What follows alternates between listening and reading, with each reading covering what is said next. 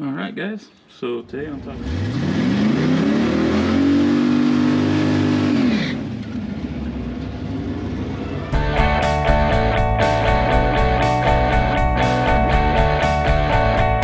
here we are with video number 2.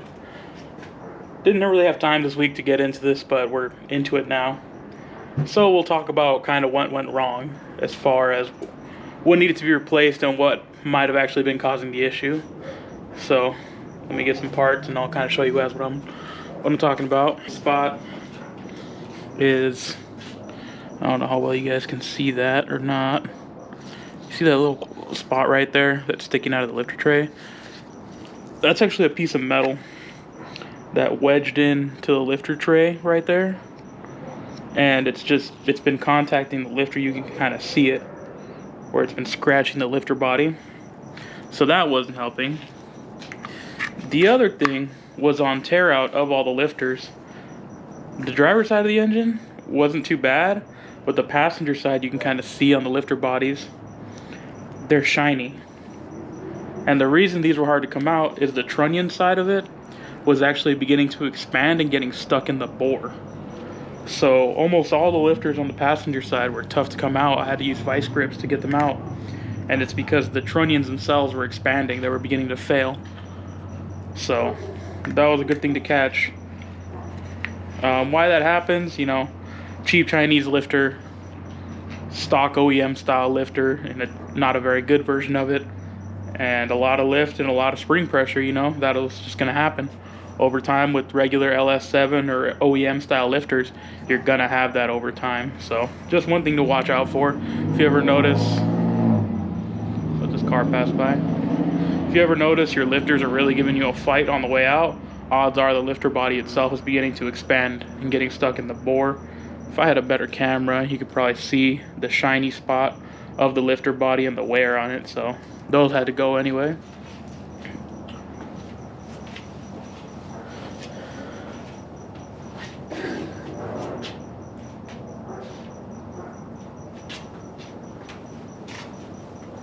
The main things to note is that these guys were about done. Well, not about done, a few of them were. As you can kind of see here, again, I don't really have a very good angle or light on this, pardon me. But if you were here, you could see it. As I took these over to the machine shop over at Klein Engines, and they were doing a valve job and resurfacing the head, they put these on the machine, chucked them in, and they would actually hear it that it would grind one part and then skip the other. So one side's beginning to knife edge and the other side still has the edge to it. So this one's almost like a razor blade basically. And this one is an exhaust valve, smaller, and I had 5 bent intakes that were all slightly bent. They were still barely sealing, but that wasn't helping my case. And then one exhaust valve that was bent as well. That was still barely sealing, but it wasn't perfect. Again, if I had a better way of showing you the lip, it's such a small amount that you can't really see it unless you have it in your hand and you can actually look at it. But believe me, 6 were bent, and you know, I'm glad I took it apart now. Now I don't necessarily have a smoking gun for the misfire, but I know that the valve train definitely needed some help. So for sure, 5 intakes, 1 exhaust.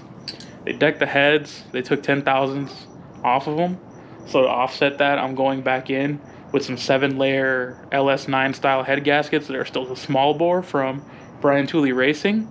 Being that it's a 5.3 engine, if you use this a regular LS9 gasket, you lose a little bit of compression if you go with the larger bore. So being that we took 10 off the heads and I went from 51 thousandths thick gaskets to now I believe these are 55 thousandths, I'm sort of splitting the difference as far as how much they took off, and also using a better sealing gasket allegedly, being that those were for supercharged applications. So figure if I'm going back in, might as well go back in with better parts and try to keep my compression the same primarily. And they cleaned them up. They actually were able to get them to me in a really, really quick fashion, and I haven't had time, just staying busy, you know. So now I'm beginning assembly with new High Lift Johnson lifters. I'd never heard of this brand up until I bought them, and they're supposed to be really good stuff. They're American made, and it's supposed to be a stronger steel body, so that should be good. Should cause less issues, and they're the narrow oil band style ones, so we'll see how well they fare. They seem to install just fine. That was pretty basic, just reverse of taking out the lifter trays, putting lifters in it. I soaked the lifters in oil. I know some people have varying philosophies on how to install LS lifters. I cleaned them first, soaked them in oil for a couple hours, put them in the trays, dropped them in, tightened up the trays. That's done. Heads are on with head gaskets. I'm starting to put in the hardware. Took me a day to just clean up all the hardware and get it super clean, because it's ARP stuff. If they're still dirty, or if there's gunk in the actual cylinder, in the block itself, it causes a bad time. I've done that to myself before. It is not fun. So just took a little more time than usual to really clean things up, and now we're here. We're up to assembly. Cylinder heads, I just put the bolts in sitting. I'm just about to torque them with a torque wrench, and that'll probably be the only step I'll get to tonight if I do. But for the time being,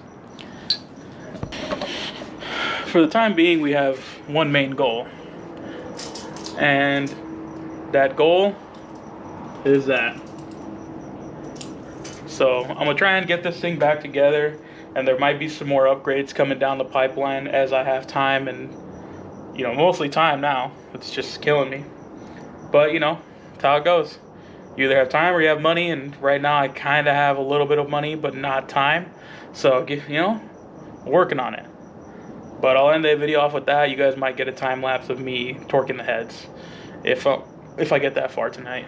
Okay, catch you guys on the next video, and hopefully you guys keep following along. It's been pretty interesting seeing how my first build went together and how it's holding up now.